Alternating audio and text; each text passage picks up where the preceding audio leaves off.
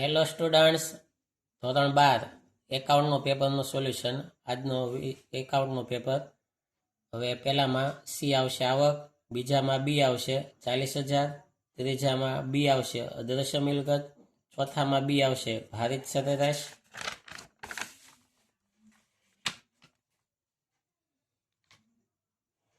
પાંચમામાં C આવશે ભાગીદારોના મૂડી ખાતામાં જમા બાજુ, છઠ્ઠામાં બી આવશે પુનઃમૂલ્યાંકન ખાતું, સાતમામાં ડી જૂના ભાગીદારો જૂના પ્રમાણમાં, આઠમામાં સી જૂના ભાગીદારોના મૂડી ખાતે, નવમામાં બી જૂનું પ્રમાણ, દસમામાં બી 2500, 11મામાં ડી ભાગીદારોના મૂડી ખાતે,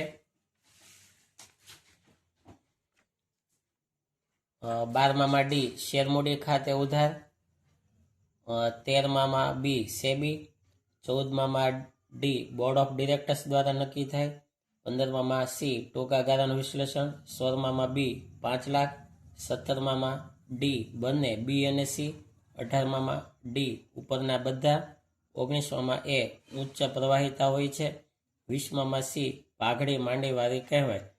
તો આ રીતે પેપર હતું તમારું. હવે આમાંથી તમારા કેટલા MCQ સાચા પડે છે, 20માંથી 20 આવે છે કે 18, 19 કેટલા આવે છે તે કોમેન્ટ બોક્સમાં લખીને જણાવજો. Thank you very much.